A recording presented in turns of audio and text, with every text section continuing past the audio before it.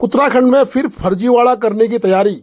बता दें कि चारधाम यात्रा में पिछले बार भी हेली सेवा पर फर्जीवाड़ा हुआ था और इस बार भी साइबर ठग सक्रिय हो गए हैं। फर्जीवाड़ा करने वाले ठग अपनी तैयारी में लग गए हैं। आजकल सोशल मीडिया के माध्यम से चारधाम यात्रा को लेकर कई लालच दिए जा रहे हैं। ये साइबर ठग सबसे बड़ा फर्जीवाड़ा बाबा केदारनाथ तक पहुंचाने के लिए हेलीकॉप्टर सेवा उपलब्ध कराने में कर रहे हैं।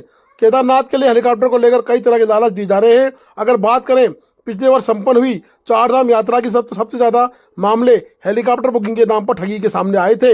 इसलिए इस बार आपको सतर्क और सावधान रहने की जरूरत है। केवल आधिकारिक वेबसाइट के माध्यम से आप हेलीकॉप्टर बुक कराएं, किसी लालच में ना आए। आप आधिकारिक वेबसाइट के माध्यम से ही टिकट बुक कराएं। लगातार केदारनाथ के लिए हेली सेवा पर हो रहे फर्जीवाड़े पर कहीं ना कहीं आपको सतर्क रहने की नितांत आवश्यकता है।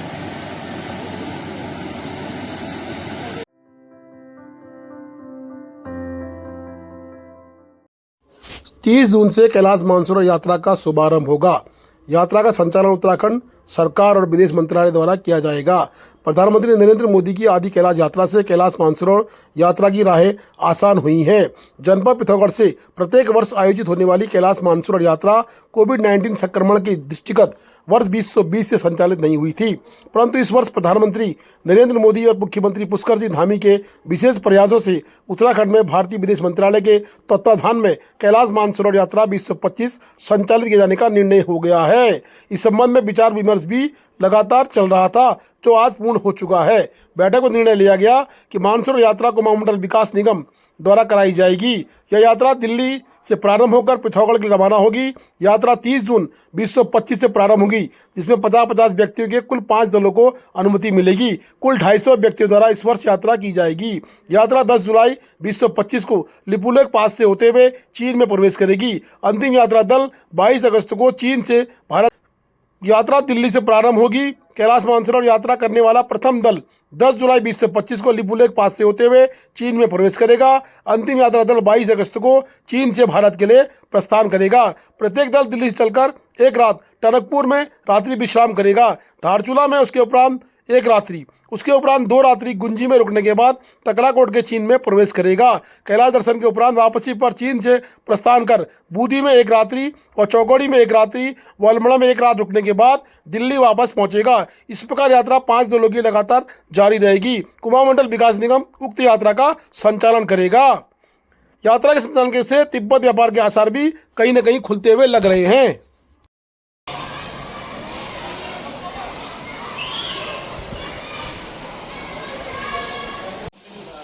देखिए कि जैसे हमने इस बार सुना था कि हमारे दोस्तों के माध्यम से, पहले जब मैं बात करता था उनसे, तो वो बोल रहे थे कि इस बार खुलने को है चांस, लेकिन 5 ही बैच चलेगा। तो अभी मैंने जैसे अपने व्यापार मंडल में पढ़ा न्यूज़, तो इस बार वाकई में 5 ही ग्रुप चलेंगे और केम बिन के थ्रू जाएंगे यात्री, और कुल 250 आदमियों का दल जाएगा, जिसमें 5 ग्रुप रहेगा।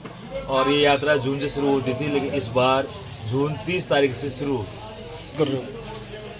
बहुत खुशी महसूस कर रहे हैं, लेकिन क्या करें, व्यापार खुलना भी चाहिए, क्योंकि हम तो व्यापारी लोग हैं और व्यापार खुलने से ही हमारी रोजी रोटी होती है।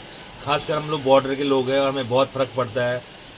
अपनी बातों को लेकर सरकार तक जाने में बहुत समय लग गया हमारा, और सरकार का हम बहुत बहुत धन्यवाद करना चाहेंगे कि जो उन्होंने हमारी बात सुनी और हमारी बात रखने में हमारे अध्यक्ष जीवन सिंह रोंगपली जी, दौलत रायपा जी और रतन बुदियाल जी, चक्कर गरब्याल जी, इनके मैं तहे दिल से आभार व्यक्त करता हूँ, जिन्होंने इतनी मेहनत की और उन्होंने हमारी बात आगे तक पहुँचाई।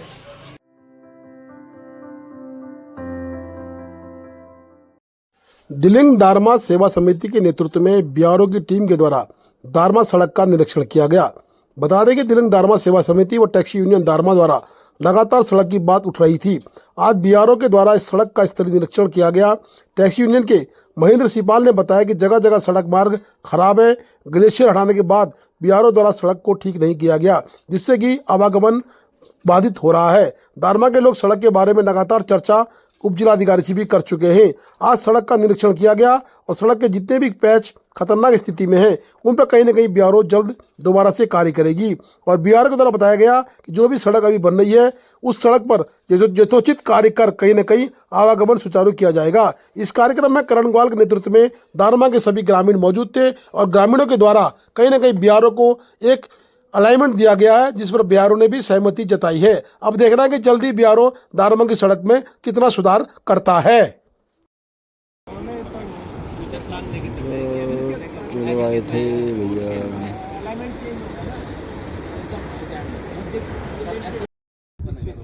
इसी वाली चढ़ाई में दिक्कत तो काफी चढ़ाई है ना, जैसे बाइक वाला नहीं, बाइक का सबसे हैवी गाड़ी बुलेट ही नहीं चढ़ पा रही है। गाड़ी ना 4x4 मुश्किल।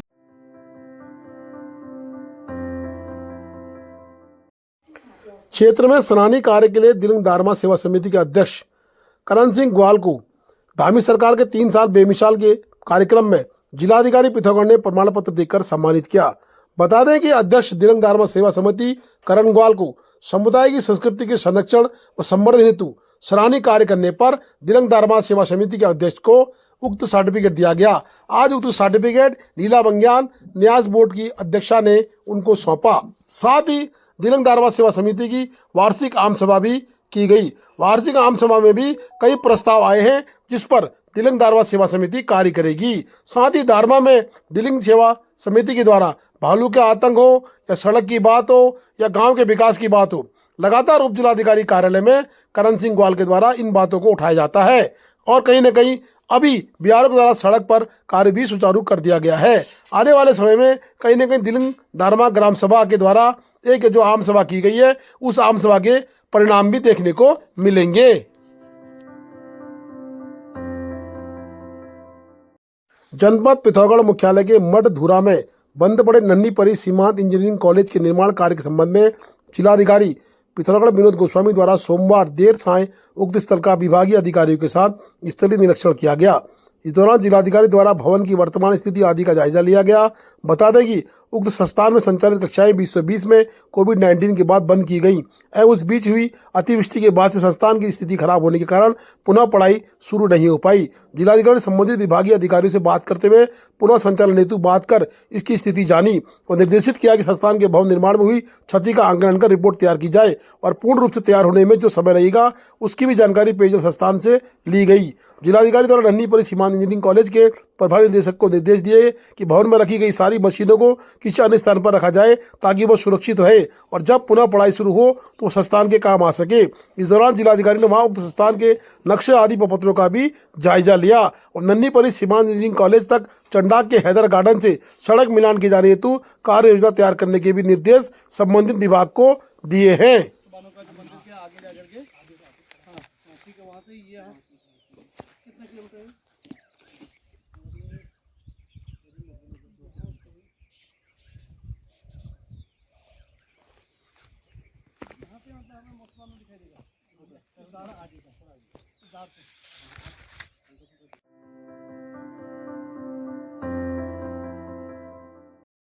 अपर जिलाधिकारी पिथौरागढ़ योगेंद्र सिंह के निर्देशानुसार भूगर्भीय टीम पहुंची आपदा प्रभावित गांव झापुली बोना गोल्फा।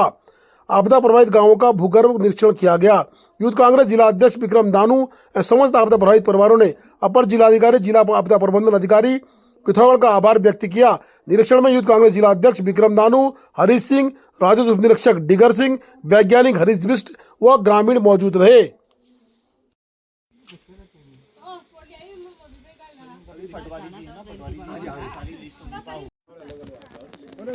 ये अलग हुआ बुड्ढा, ये लोग जो अलग हुए